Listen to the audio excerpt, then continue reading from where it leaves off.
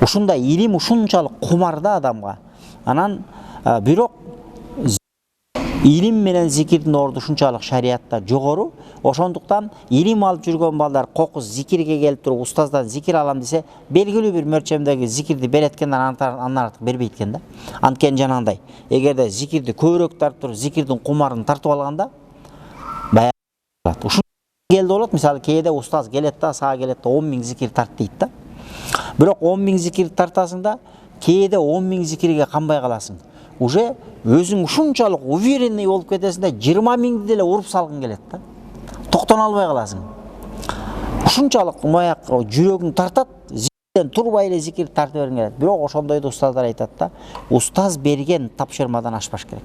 10 000 деди, 10 000. Эгерде 15 000ге жер уруп сала турган болчосоң, бүгүн уруп саласың, эртең кайра аркага кетесиң. Анткени эмнеге дегенде, бардык нерсе өзүнүн дозасы менен. Врачка барганда дагы, дарыга барсаң, дары ичсең, алар айтат, ар бир 6 саат ичесиң дейт. Ар бир 8 саат ичесиң дейт да. Ар бир 5 саат ичесиң дейт, мисалы, же болбосо. Ошол эртерээк ичилсе да таасири күчтүү болуп кетиши мүмкүн. Өтө арасы узак созулуп 8 саат ичесиң деген дарыны 12 саат ичсең, анын эффекти болбойт. Анткени уже биринчиси жакшы болуп таасирин берип келатканда, экинчиси аралык узарып кеткенде, баягы дарынын күчү жоголот дагы. Ошо зикирдин дагы адамдын жүрөгүн оңдоодо өзүнүн дозасы, ошол нормадан ашпаш керек экен. Имам Газали рахматулла алейхи, азыр биз окуй турган китеп, бул китептин котормолору бар. Көптөгөн биздеги аалым устаздарыбыз буга жери которуп чыккан, кыргызчасын бизде китеп саткан жерлерде сатат, алып окусаңыздар болот. Бирок ислам илимдери ушундай. Ислам илими өз менен болбойт. Ислам илимдерине сөз жок, буну окуп түшүнүүдө устаз керек. Ошол устаздын түшүндүрүүсү менен түшүнгөн илим, бул чыныгы илим болот да, бул адамды адашуудан сактайт. Болбосо шайтан ушундай, ушул атасың, бирок ошо китепти окуп атып адашасың да. Ошон үчүн жер бетиндеги адашкан мусулмандар булар айдан жайдан шарият алган жери жок. Алар ушул китептерден шарият алган. Болгону устаты жок окуганын кесепети болду дагы, алар адашып кетишти. Ошондуктан бул имам Газали ошондой адам 505-жылы өлгөн. 450-жылы төрөлгөн. 50 гана жаш өмүр сүрүптүр. Болгону 55 жашка чыккан, бирок 55 жаш өмүрүндө бул ислам ааламында окумуштуулар айтат экен да, имам Газалиге жерки ислам ааламы өзүнчө бир өзгөчөлүк ээ болсо, имам Газали өзүнчө бир өзгөчөлүк ээ болгон деген. Ушунчалык деңгээлде исламга кошкон салымы, эмгеги зор болгон да, өзгөчө ушул таквалык жаатында. Чоң оолиялардан болгон. Бунун Ихя улумуддин деген китеби бар. 3 том, 4 томдон турат дагы. Бул ушул Аллах Таалага динибиздеги адеп ахлак жаатында ушундай бир зор бир эмгектердин бири болуп эсептелет. Мына ошол адамга, китепти бетинен окуйлу, ошол адамга бир шакирти кайрылат экен. Мен которуп берип кетейин, баягы сөзүм куру болбосун. Бисмиллахир-рахманир-рахим. Ва бихи настаин. Китепти жазган мухаккик айтып атат. Алхамдулиллахи роббил аламин.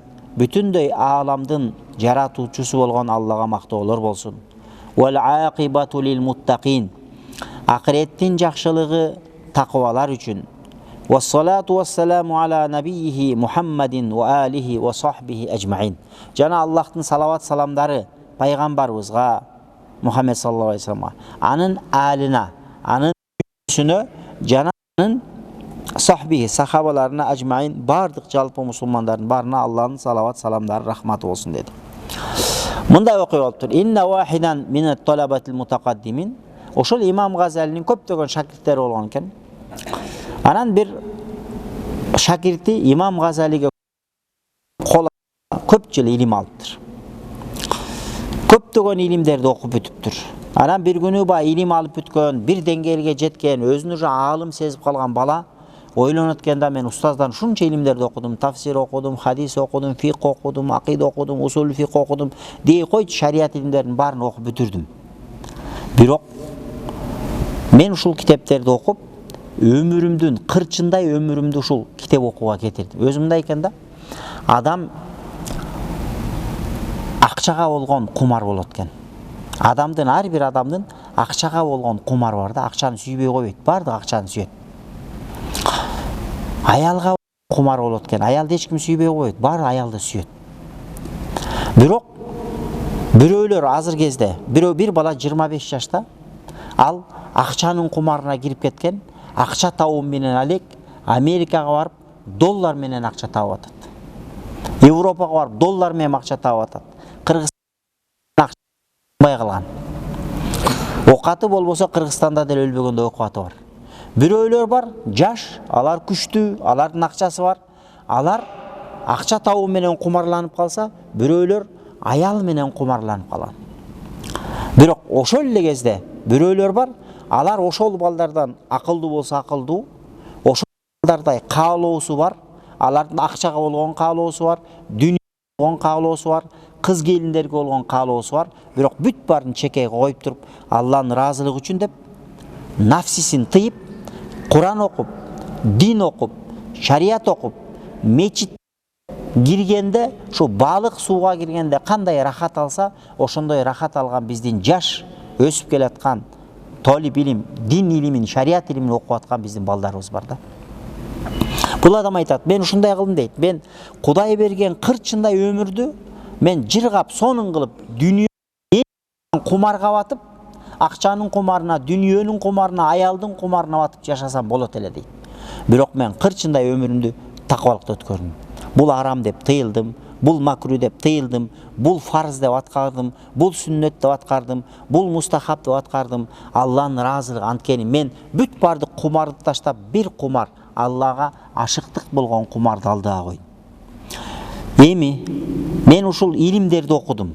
Илимдерди окудум дейт. Эми ушул илимдерди окудум, эми ушул илимдердин кайсынысы мага пайда берет? Өзү пайгамбарыбыз дуа кылган: Аллахумма инни а'уду бика мин илмин ла янфау. Эй Аллахым, мен сенден деген. Демек, илим эки бөлүнөт экен. Пайдалуу илим, пайдасыз илим. Кайсы сен бир илим алдың, ошол илимиң сени арамдан тыйып турса, анда бул пайдалуу илим экен. Кайсы бир илимди алдың, ошол илим сени Кудайга кулчулук кылууга чакырат, анда бул пайдалуу илим экен. Бир илимди алдың,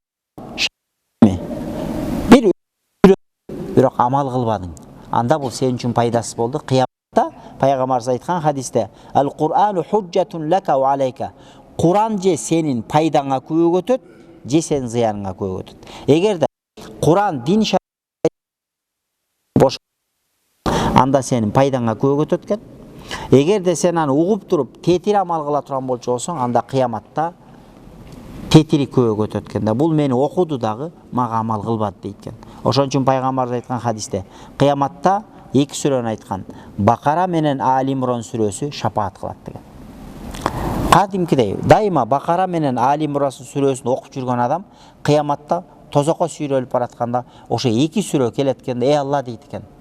Бул адам бизди ушу Бакара сүрөсү менен Али Имран сүрөсүн дайыма калтырбай окуп жүрөт эле. Эй Аллахым, ушу пендеңдин күнөөсүн кеч, бейишке шапаат кылып, адамды шапаат кылып тозоктон куткарып кетет экен.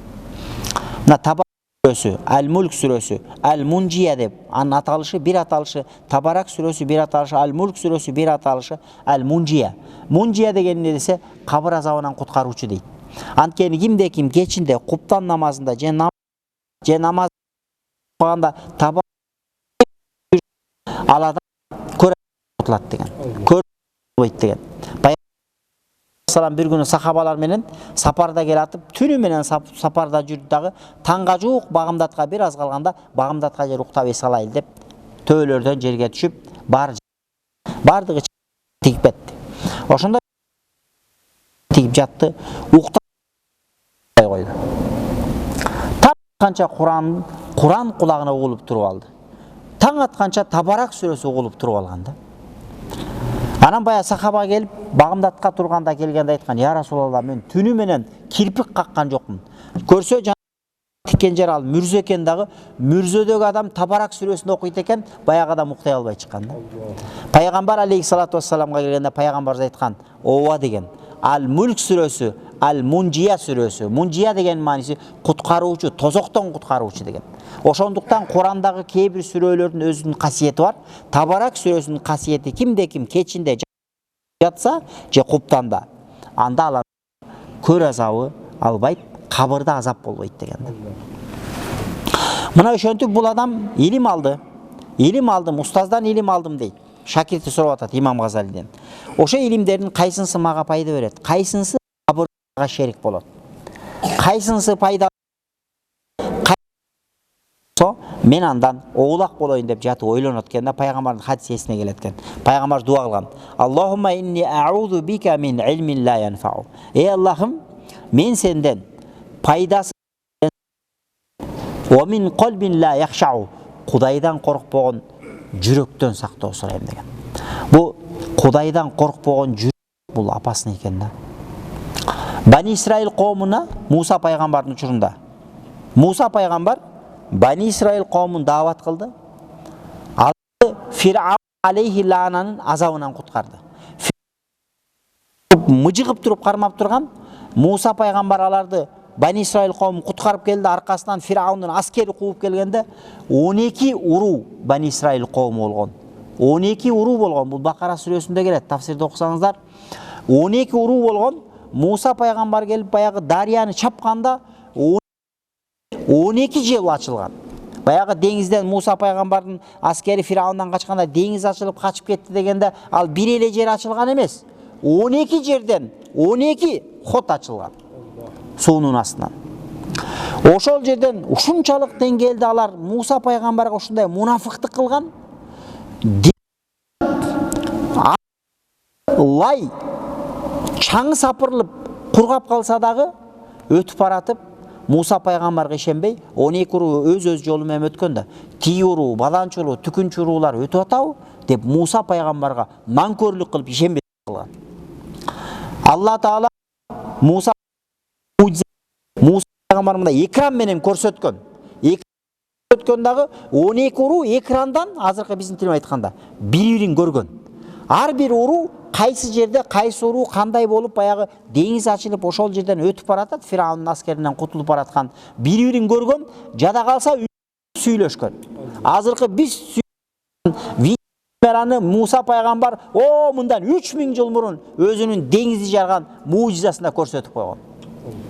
Ошондой мужизаны көрүп туруп дагычы баягы теңирден тетири кеткен, кыргызча айтканда. Барган. Анан Тур тоосуна баргандан кийин Алла Таала Муса пайгамбарга айткан. Тур тоосуна чакырган.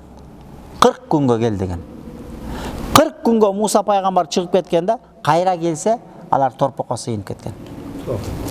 Торпокко сыйынып кеткен. Келгендейин Муса иниси Харун алейхиссалам пайгамбарга аны таштап кеткен. Аны укпай Муса бир тобу торпокко сыйынып кеткен. Муса пайгамбар келип аларды кайра көндүрүп, кайра акыйкатты түшүндүргөндө кайра торпокко сыйынгандан кайткан. Эми тооба кылгыла деген. Тооба эмне кылса кабыл болот дегенде Аллах Таала Бакара сүрөсүндө айтат: "Фактулу анфусакум" деген. Муса пайгамбардын шариаты оор болгон. Карасаңыздар туугандар. Биз эгер биздин шариятыбыздачы азыр киши өлтүрсөң да мага десең, чын ыкласың менен даратыңды алып келип, гусулуңду алып келип, кыбылага карап, 2 рекет намаз окуп, ыйлап, көзүңдөн жаш чыгарып, жүрөгүңдөн чындап өкүнүп, ey Алла, ошол күнөөлөрүмдү өзүң кечир деп, ошол күнөөгө өкүнүп, экинчи кылбайм деп Кудайга сөз берип, Кудайга тооба кылсаң, иншалла күнөөң кечирилет. Мындан ары күнөө кылбашың керек. А бирок Муса пайгамбардын шариаты ошондой болгон, торпокко сыйынгандар тооба кылгыла деген.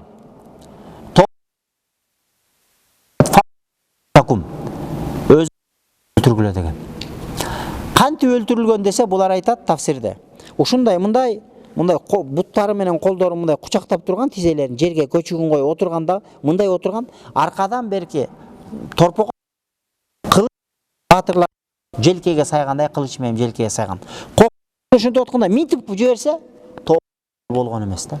Ушунчалык оор болгон. Ошентип тообасы кабыл болду. Кийин Тий хөрөнүнө келди. Анан Алла Тааладан сураган. Баягы кыйын абал болгондо Аллага Муса пайгамбар айткан: "Ey Алла, сен Кудайың айт, Алла Таала бизге асмандан тамак жаадырсын" деген. Ошон үчүн Алла Таала Куранда: "Ва анзална алейкумул манна вас салва", биз силерге ман менен салваны түшүрдүк дейт. Алдымдар айтат, бирөөсү каша сыяктуу тамак болсо, ман, сальвасы болсо, бул бөдөнө сыяктуу чымчык болгон. Бейиштен түшүп турган. Күнүнө бирөөсү таңгамал сыйлык учурунда түшкөн. Алла буйрук кылган, бул Алладан берилген рызкы сактап агыла деген. Өзүң ал курстой отурган, ашыкчасын алба деген.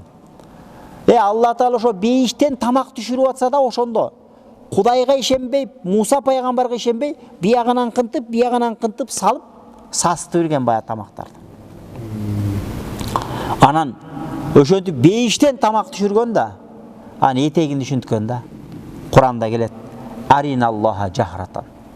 Эми Муса бейиштеги тамагыңды жедик го, эми Кудайды бизге көрсөт деген. Алла Таалачы Кудай жүрөк бербесечи тууган. Кудай көзүң менен Кудайды көрүп турсаң дагы, пайгамбар тирилип келсе дагы ыйман келтирбейт. Ошон үчүн пайгамбар алейхиссалату вассалам о жерде монтип дуа кылып атат. Эмне деп атат? Аллахумма инни а'уду бика мин илмин ла янфау. Аллахым, мен сенден ва мин кол ла, Кудайдан коркпогон жүрөктөн сактоо сурайм деди. Анткени кээ бир адамдарга Алла Таала ушундай жүрөк берип коет экен, Кудайдан коркпой калат. Кийин эмне болду? Кийин Кудайды бизге көрсөт деди Муса пайгамбарга. Кийин Аллахтын өкүмүн аткарбагандан Алла Тааладан анан дегинде келди дагы булар эмне деди? Сабыт күнү. 6-чы күнү, бул билесиздер, Яһудилерде, еврейлердин дининде 6-чы күн ыйык күн. Христиандерде базар күнү ыйык күн, воскресенье. Мусулмандарда 5-чы күн ыйык күн. Эмнеге дегенде алардын шариятында арабча яумы сабт дейт. Сабт күнү алар ошо Алла Таала алар сынаш ушундай кылганда, 6-чы күнү башка күнү 6 күн бою амал кылат, 6-чы күнү 1 күн бою эч кандай амал кылбай только Кудайга кулчулук кылуу болгон. Булар деңиздин боюнда болгонда, жер ортолук деңиз, Кызыл деңиздин боюнда болгонда, ал жерден балык уулап окат кылган. Алланын кудурети сыноо болгон. Алладан буйрук келген буларга 6-чы күнү балык уулоону токтотосуңар, тириликти токтотосуңар, только ибадат менен болосуңар. Бирок Алланын кудурети сыноо болгонда 6-чы күнү ошолор балык салган деңиздин боюнда балыктар ушинтип токтура, миллиондогон балыктар башын чыгарып суунун бетинде кылт этип турган да. Булардын ушунчалык балык уулоого кумарын туттурган. Балам балык карма баштаган. Анан атайын деңиздин боюнан бери жакта бассейндерди касканда, арыктарды каскан. Арыктарды каскандагы 6-чы күнү, 5-чы күнү түнүндө барып баягы шлюздү ачып койгон. Суу толгонда балыктар келген. Баягы 6-чы күнү кармаган эмес, ал эми базар күнү эртең менен барып шлюздү жаап туруп, анан балыктарды келип кармап алган да. Кыскасы, Алланы алдайбыз деп кыянаттык кылган. Кийин Алла Тааладан азап келген дагы булар маймылдын кейпин кийип калган. Алла Таала буларды маймылга айланткан. Анан ошентип 3 күн жашаганда анан Алладан катуу азап болуп туруп анан өлгөн дейт да тафсирдечи. Демек бул Муса пайгамбардын үммөтүнүн окуясын Алла Таала Куранда бизге эмне үчүн айт десе, үлгү үчүн. Алла Таала кимдин жүрөгүнүн көзүн ачпаса, Кудайга болгон ыклас бербесе, ал адамгачы бейиш күнүгө тамак келип турса да Кудайга шүгүр дебейт. Алла Тааланы Муса пайгамбарды көзүнө тирилтип келсе дагы, Мухаммед саллаллаху алейхи вассалам пайгамбарды көзүнө тирилтип келсе да, ал адам ыйманга келбейт экен да. Ошондуктан алхамдулилlah иман берип койгонуна Кудайга. Ошон үчүн пайгамбар ушул дуаны бизге үйрөткөн. Аллахым, пайданы өзүң сактай көр. Кудайдан коркпогон жүрөктөн өзүң сактай көр. Омин нафсин ла ташбау, жана тойбогон нафсиден, эч качан тойбогон нафсиден өзүң сактай көр деген. Адамдын нафсиси ушундай экен, адамдын нафсиси эч качан тойдум дебейт экен. Улам жогорулап, талаптары жогорулагандан жогорулай берет экен. Ошондуктан адам ошондон дуа кылышыбыз керек экен да. Тойбогон нафсиден, коркпогон Кудайдан коркпогон жүрөктөн, пайдасыз илимден, омин дуаин ла юсмау, жана угулбаган дуадан, угулбаган бата тилектен. Сен дуа кыласың, Алла сен дуаңды укпайт да. Бул эң жаман экен да. Сен дуа кылсаң, Аллах сен дуаңды угуп, дуаңа жооп берип, дуаңды кабыл кылып турса, бул Алладан берилген чоң бир неамат экен.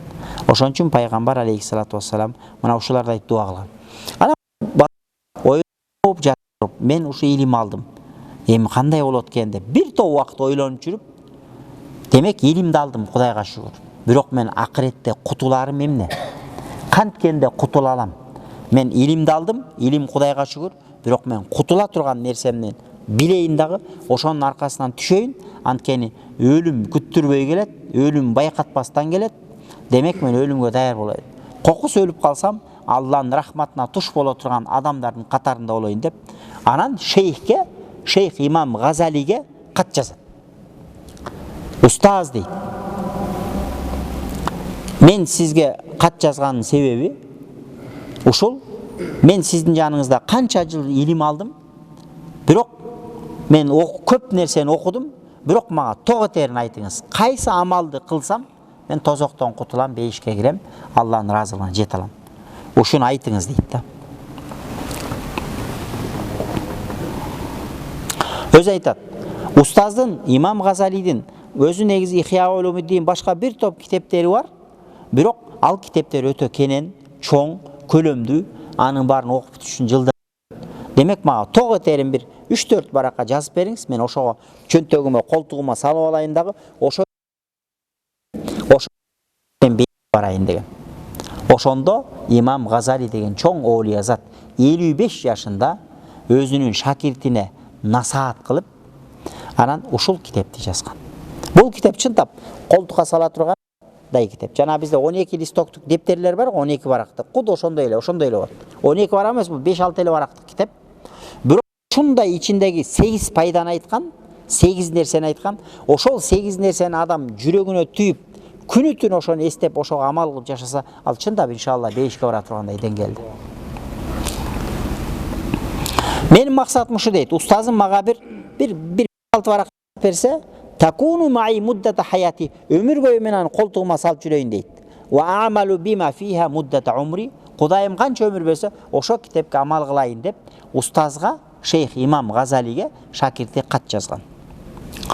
Анан анын жообуна устаз айюхал валад деп жооп берген. Айюхал валад дегенде сүйүктүү азиз уулум деген сөз.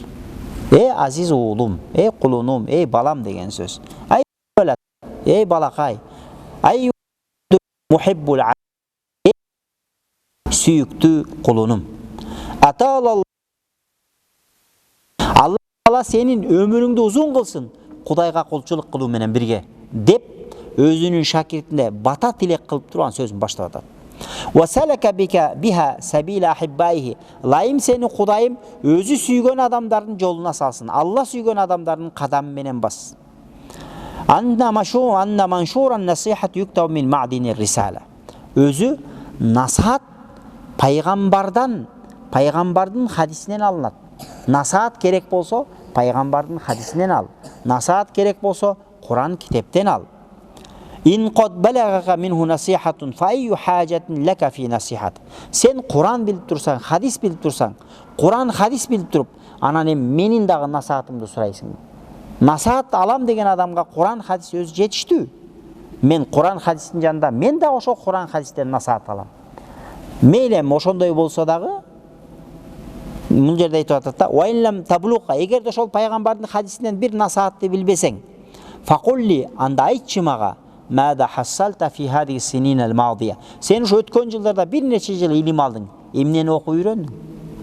деп шакиртине жооп кылып туруп айтып атат. Мин жумлати ма насаха бихи Расулуллах саллаллаху алейхи ва саллям уммата. Пайгамбарыбыз үммөтүнө насаат айткан көптөгөн насааттар бар. Ошол насааттардын бири аламату и'радиллахи анил абди иштигалу ла яни. Пайгамбарыбыздын хадиси. Алла билген жүргандыгынын белгиси. Тиешеси болбогон иштерге мурдун тыгуу дейт. Сага тиешеси жок, бирок мурдуңду тыгып бересиң да. Барыс хадисте айтканда, "Ида усидал амру ли гайри ахли фантадир саа". Эгерде бир ишти өзүнө лайыктуу эмес адамдарга тапшырылып жаткан болчу болсо, анда кыяматты күтө бергиле деген. Анткени кыяматтын несі не менен болса, ол башаламандык менен болот. Качан башаламандык болду? Демек адам өзүн Аллага салып турабы же Алла алду билги эмне менен алек болуп атат ошого карасын. Бул деген сөздүн туугандар могул жерде зарылда, могул жердечи ар бир адам өзүнүн ишин кылыш керек. Дыйкан дыйканчылыгын кылыш керек. Врач кылыш керек. Ар ким соодагер өзүнүн соодасын кылыш керек. Молдо өзүнүн молдочулугун кылыш керек. Ар кимдин ишине экинчи бир адам мурдун тыкпаш керек. Балаң ооруп калса, өмүрү көрбөгөн врачтын алдына апарып салып бересиң. Нары көздөйсең кирбейсиң. Бирок ошол адистерге ишенип тапшырасың, 2 саат операция кылат, балаң сактап калат, себепчи болот. Бирок сен ошол жака мурдуңду тыгып барып алсаң, балаңдын курсагын бычак менен кесип аткан сен көрүп чыдап тура албайсың. Сен өзүң жүрөгүң түшүп эле, сахарың көтөрүлүп, эсиң ооп кулап калышың мүмкүн. Ошон үчүн ар бир ишти өзүнүн адамдар кылыш керек. Самолетко отурсаң деле, Түркияга учасыңбы, Россияга учасыңбы, Москвага учасыңбы, отурасың. Ал тиги летчикти көргөн эмессиң, тааныбайсың да, билбейсиң да. Бирок сен ишенесиң, самолетко отурганда үй бүлө бала чака менен күлүп жайнап, мен ушул жака эс алганы баратам деп отурасың. Бирок ал жакта ким айдап атат, не кылып айдап атат, каяктан билим алган, өмүрү көргөн эмессиң. Барат, учурат, апарып кондурат, жашнакай болуп түшүп кетесиң. Ар ким өзүнүн ишин кылган жакшы. Эгерде ошол жана летчик отурган жакты ачып алып, мурдуң тыгып, анан самолет жана антип калчып, анан тигини кучактасаң, ал летчик кошо. Анда ошо менен самолетуң ба илгерки тилим айтканда капут да. Гитлер капут дегенде эле самолет полный ичиндеги адамдар менен капут болот, өлөт. Ошон үчүн ар бир адам өзүнүн ишин кылыш керек. Миша беш керек.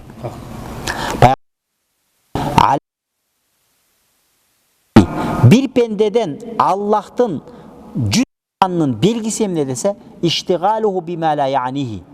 Paydasız nerselerime malik bolup kalуу. Özüňe de paydası тийбейт, туган paydası тийбейт, elge de paydası, dinge de paydası çok, mamleketke de paydası çok. Bul Allah'ın senin belgisi. Azır adamlar şunday olup kaldı. İnternette oturat, telefon koldo, koyay degen koca jok. Bilgen boğun jeyt, kaalasa tigini sögöt, kaalasa bunu şıvayt, kaalasa prezidentke asılat, kaalasa dip dagı bir moldoga asılat, kaalasa dagı işe kaalasa birönün katınına asılat, kaalasa kızına asılat, kaalasa birönün jumuşuna asılat.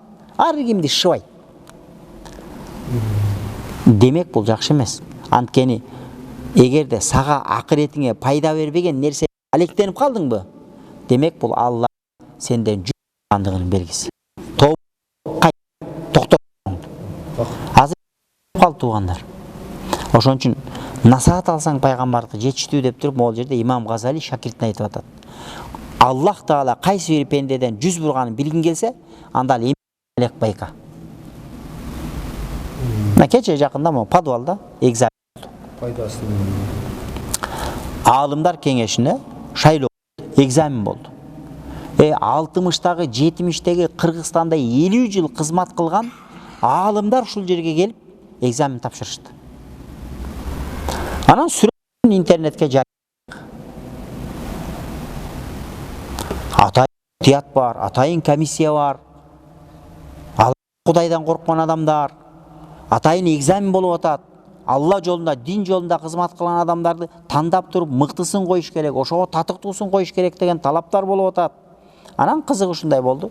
Анан баягы устаз койсо бирөөлөр нааразы болуп, ушунча 40 жыл кызмат кылган устаздарды отургузуп алып экзамен алганыңар эмне бул? Адепсиздик, ал бул деп өзү молдо эмес, бирок молдолорго сын айтып, анан айыптап, ал бул. Мен ошо эндо. Бирок келип акса алардын канаты кайрылып калган жери жок, же алардын бир кадыры төмөндөп кеткен жери жок. Тетиринче алар чыныгы мусулмандын үлгүсүн көрсөттү.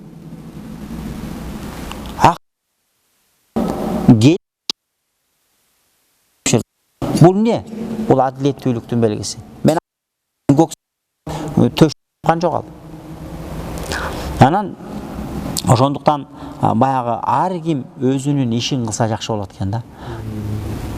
Но мечит.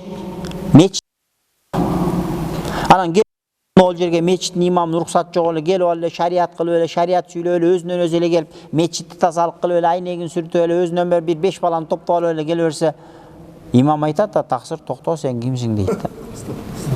Анткени бул мечиттин имамы бар. Ошол имам жооптуу. Мечитке келдиңби? 5 мүнөт имам кечигип атабы? Өтпө эч ким.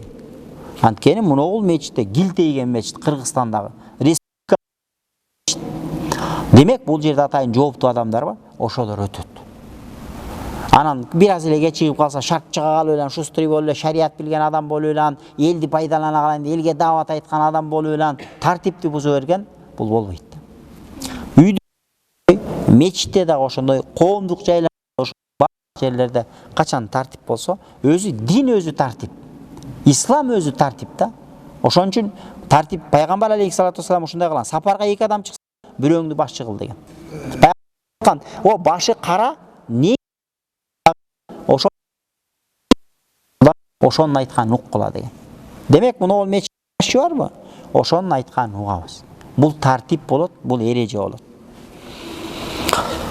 Кыскасы, өзүбүздүн ишибиз жок нерсеге мурун берип дейт го кыргыз. Демек бул жакшы мусулмандын сыйы эмес экен. Кийинки хадисте Wa inna imra'an zahabat sa'atun min umrihi fi ghayri ma khuliqa lahu lajadirun an tatula alayhi hasratuhu. Qaysi bir musulman deydi. Qaysi musulman bir qancha Kudayga kulçuluk kılıdan başka bolçu lajadir al adam tatıktуу bolot deydi. An tatula alayhi hasratuhu ömür boyu ökünse dagı. Demek Kuday Taala bizdi jarattı. Biz jaratkan Allah Taalaga kulçuluk kılууга милдеттүүбүз. Demek kimde kim kulçuluk kılууга kelip alıp turup bölük nerse menен алек болуп жүргөн болчу болсо, анда ал адам өкүнө берсин dedi да. Kulçuluğu жок, өткөргөн күнүнө ал адам өкүнсүн dedi. Пайгамбар хадисте. Кийинкисинде айтат. Men javazal 40. Kimde kim 40 жаштан өтүп калды. Kimde kim жашы 40тан өтсө. Wa lam yaglib khayruhu ala sharrihi. Ömründө кылган жакшылыгы жамандыгынан басымдуулук кылбаса, фали ила нар, анда тозокко камына берсин. 40 жаштан өттүң, кылган сообуң көппү, күнөөң көппү карап көр. Эгерде сообуң күнөөңөн басымдуулук кылбаса, анда тозокмуңду көрө бер деп атат да. Ошондон урматтуу мусулман бир туугандар, "Ва фи хадиhi насиха" дегенде имам Газали айтып атат. Түшкөн адамга кифаятун ли ахли илм. İlim yolunda жүргөн адамдарга ушул 3 насаат өзү жетиштүү. Сөзүн улуп атат. Ан-насихату сахлун. Бирөөгө кыйын болуп, акыл үйрөтүү жеңил дейт. Чындап эле да. Бирөөгө кыйын болуп, минтип койбойсуң, мана мен минтип эле деп бирөө акыл үйрөтүү жеңил. Вал мушкилу кабулуха. Бирок бирөөнүн үйрөткөн акылын кабыл алуу оор. Адам табият ушундай. Бирөөгө акыл үйрөтсөң, кыйынсың, акыл үйрөтөсүң. Бирок сен моң токтот десе, жаман катуу тиет да, келтек менен башка чапкандай. Бирөөгө насаат айтуу, бирөөгө акыл айтуу жеңил. Бирок бирөөнүн айткан акылын же насаатын кабыл алып, өзүңдүн катаңды, кемчиликти моюнга алуу оор. Бирок билесиңерби? Сахаба мындай болгон. Азират Аббакыр дагы, Азират Усман дагы бүт бардыгы онда айткан. Деген. Мен халифа болдум, пайгамбардын ордун бастым. Бирок мен силерден кыйын эмесмин. Араңарда менден да мыктыңар бар. Эгер мен колдоп туура менин айтып койгула деген. Халифалар ошондой кемчилигин моюнга алып атат. Бирок биз ушундай бир алсызбыз. Үйдө аялың сөзүңдү укпайт. Балаңа сөзүң өтпөйт, кызыңа сөзүң өтпөйт. Анан бирөө келип, мусулман бир тууган кел, кой, тамекиңди ташта, насыбайыңды ташта, арагыңды ташта десе, ой эте деп текеберленип чыгабыз да. Лианнаха фи мазақи муттаби'ил хава муррун. Анткени nafsiga qul bo'lib qolgan adamlar uchun bölök bireunun жақшы kep kengeş nasihat qabıldoo öte deydi. Bubatun fil qulub, antkeni ara narseler adamның жүрегіне жақын. Alal husus özgöçö man kana talibal ilmi rasmi, kimde kim ilim alıp жүргөн болчу болсо, ilim alıp жүргөн adamlarga шайтан көп hareket кылат экен да. Көп narselerdi көзүнө кооз көрсөтүп, аны аз hareket кылат экен.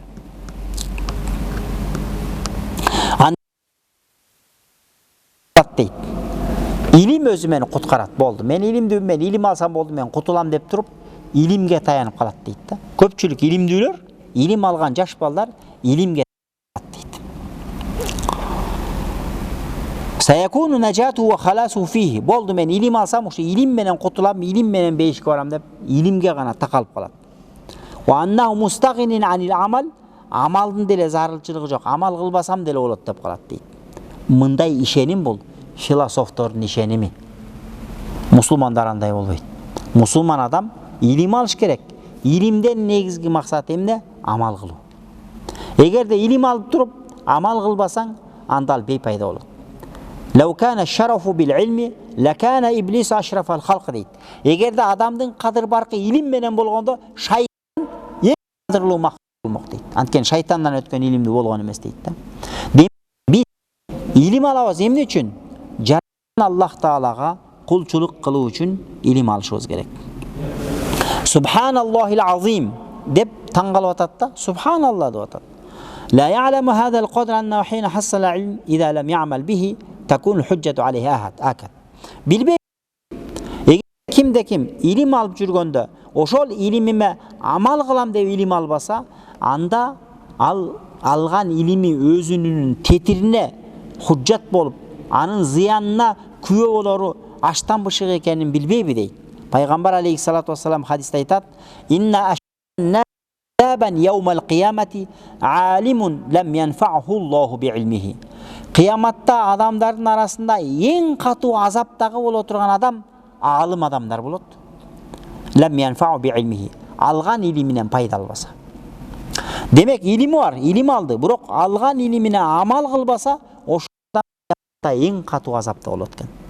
Бул жерде Имам Газали алымдарга тил тийгизген жок. Бул жерде ниетти оңдоо зарыл экендигин айткысы келип атат. Илим алып туруп, илим менен кутулам десе адашасың. Илим наоборот себеп. Ошол илимди алып амалга кетер. Имам Жунайди Багдадидин окуясы бар экен. Билесиздер, Имам Жунайди Багдади деген чоң олия зат болгон. Бул 280-жылдары өткөн Oğluya zat bolganda жаңылбасам. Бул мындай дейт. Бул өлгөндөн адамдар түшүндө көрүптүр. Имам Жунайди Багдади чоң аулия зат болгон. Көрүптүр, сураптыр. Мал хабя Абул Касим. Эй Абул Касим, өлдүңүз, кеттиңиз. Абалыңыз кандай болду? Тиги дүйнөдө абалыңыз кандай болуп атат? деп сураптыр. Ансе Имам Жунайди Багдади айтат экен: "Тахатул ибарат." Жазган китептерибиздин баары калды. Вафаниятил ишарат. Арганда ишараларыбыздын барды калды. Бул дүйнөдө кылган бая кадыр баркың, барк бүт бар калды. Ва ма нафa'ana illa rak'atun rak'ana fi jawfil layl.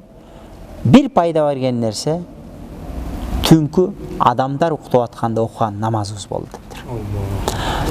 Ошо бул бизге демек динибизде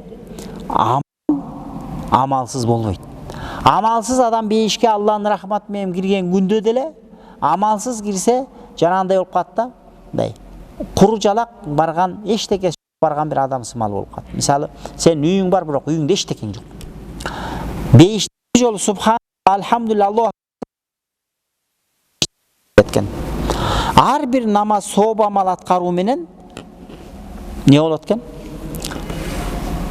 Бейиште сага сарай. Мисалы үчүн намаз окусаң сага сарай курулат, зекет берсең сага сарай курулат деген сыяктуу. Эгерде бул дүйнөдө эч кандай кылбастан сухой кетсең, бейишке киргенде деле эчтекең жок болот дейт. Бейишке кирсиң, бейишке кирдиң, хур айындар жок болсо не пайда?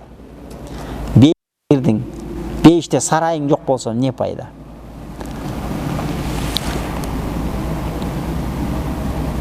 Ошондуктан бейиштин көркү бейиштеги Аллахтан болгон ушундай жакшы нерселер, Алланын берген неаматтары менен болуп атат да.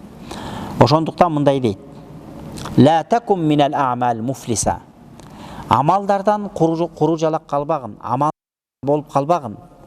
Анткени билип койгун, жөн эле илим, жөн эле билип алуу сенин колуңдан жете элбейт.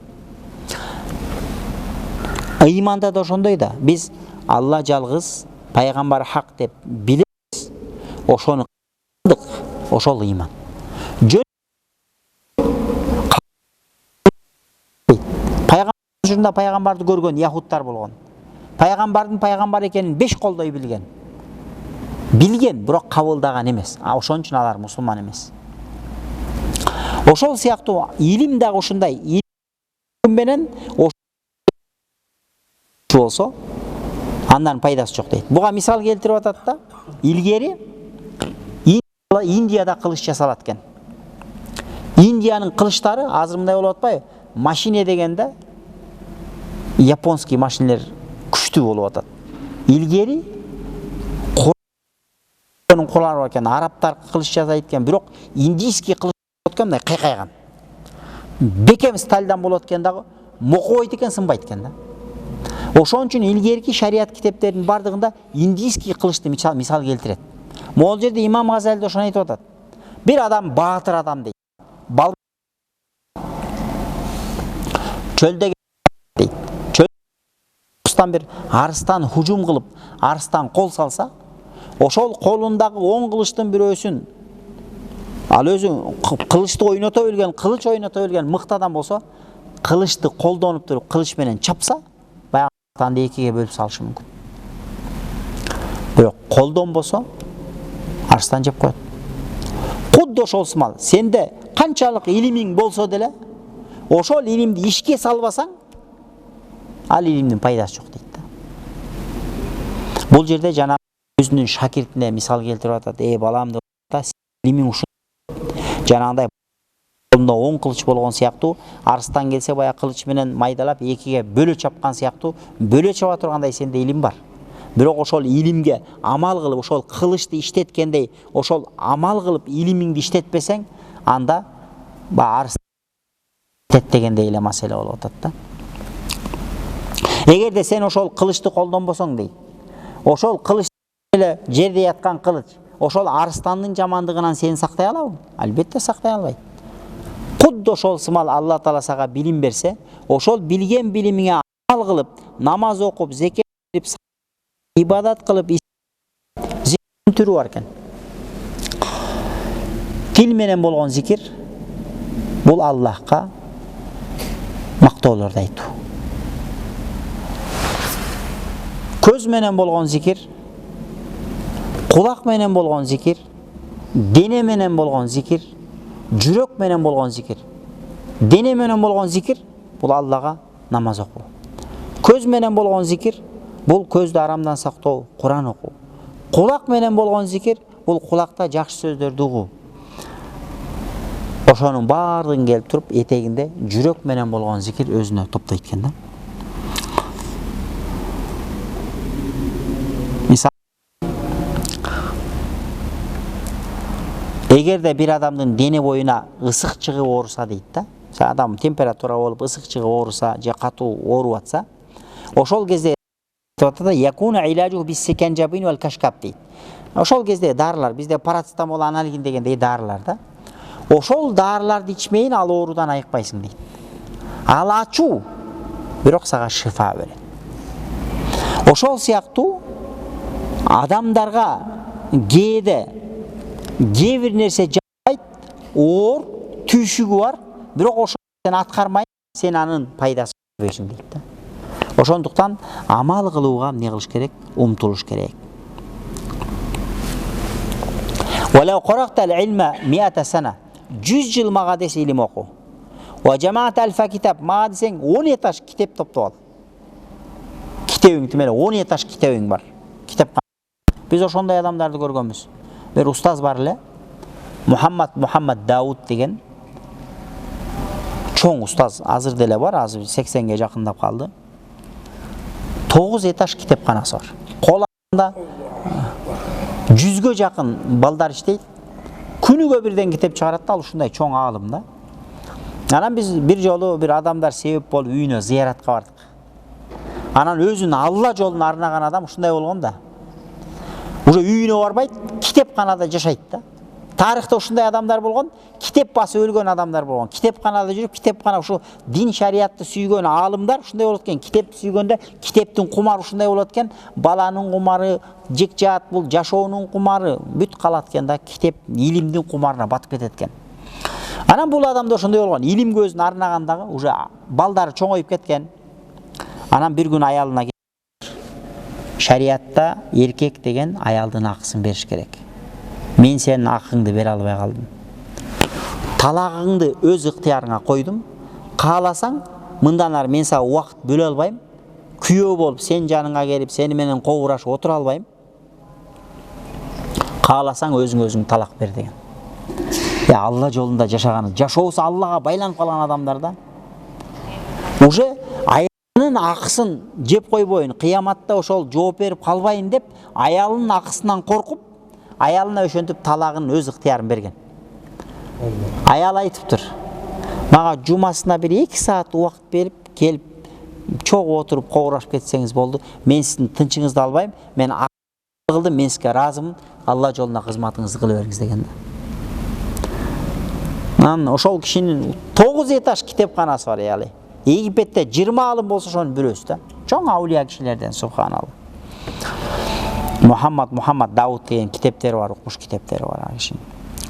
Анан ошону айтып атат да, эгерде сен дейт 100 жыл илим окусаң дейт, 100 жыл илим окусаң, 1000 китеп топтосоң деле, сен Алланын рахматына даяр болбойсуң качан амал кылмайынча. Демек, амал зарыл экен да туугандар.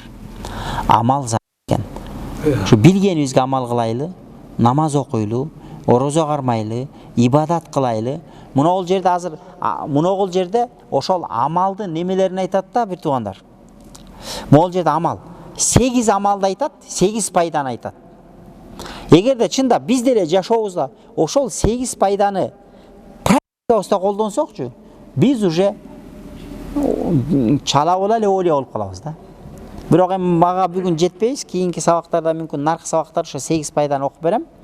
Бүт Курандан, хадистен алгандагы чын Кудайга курман кылып, дүйнөдөн бос кечип, илгери билесиздер, мына байкелер отурат, илгери дуаналар дегендер болчу. Дуаналар катын баласын таштап, Аллах, Аллах, Аллах деп көчөдө зикир кылып, шаар кыдырып, айыл кыдырып, жер кыдырып кетип калат эле. Ошондой өзүн Алланын үчүн дүйнөнүн бардыгынан кандай бир деңгээлге алып келе тургандай деңгээлдеги амалдын зарылдыгын айтып атат да. Сен 1000 китеп окусаң дагы, 1000 жыл илим алсаң дагы Алланын рахматына туш болбойсуң. Бир гана амал кылганда, амалың менен Алланын рахматына туш болушуң мүмкүн дейт. Ва лайса лил инсани илля ма саа. Аллах таала Куранда айтты. Инсандын эч бир кылган амалага пайдасы тийбейт, илля ма саа. Бирок эмненин аркасынан чуркаса, ошонун пайдасы тиет деди. Ошондуктан демек, ким эмненин аркасынан чуркай турган болчу болсо, анда ошонун пайдасын көрөт. Ислам 5 нерсеге куралган. Эми кээде ушундай да, кээ бир адамдар келет экен дагы, ошентип айтат экен да.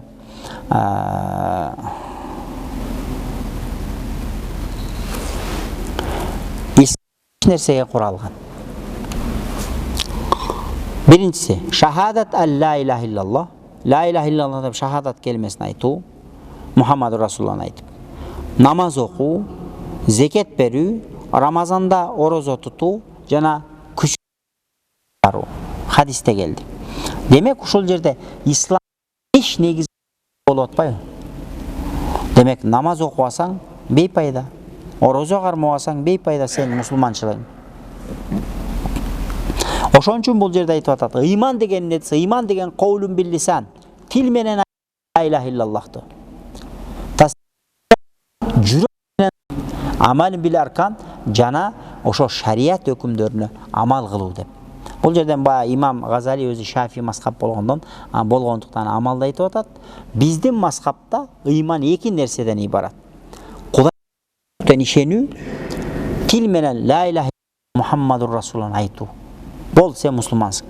Ал эми амалсыз болбойт. Анткени амал парз. Кимде ким намаз окубаса, ороза кармабаса, зекет бербесе, ажылык кылбаса, күчү жетип туруп, анда мындай кылган иши арам болуп эсептелет дагы. Ошон үчүн ыйманың менен деле, бирок амал кылбасаң мындай пустой кол барасың дейт. Эчтекең жок барасың. Куржалак барсаң өзүң деле неудобный болуп уяласың го. Ошондой болот дейт да. Ошондуктан бул жашоодо билген илимге амал кылуу керек дейт. Wa in kana al-abdu yablughu al-jannata bi fadlillah wa karamihi. Эгерде кайсы бир адам менен барган күндө деле, лакин ба'дан yasta'idda bi ta'ati wa ibadati. Аллахка кулчулук кылгандан кийин барып, Аллахтын рахматы менен бейишке кирбесе болбойт дейт. Ооба. Аллахтын рахматы менен бейишке киребиз. Бирок Аллахтын рахматына туш болуш ибадат. Жөндөн жөн эле Аллахтын рахматына туш боло бербейсиң да. Муну кылчу, бизде ушундай ишеним бар да. Алла Таала бизге эч кимге эчтеке милдеттүү эмес. Бирок азыр ушу тапта бирөөлөр бар да,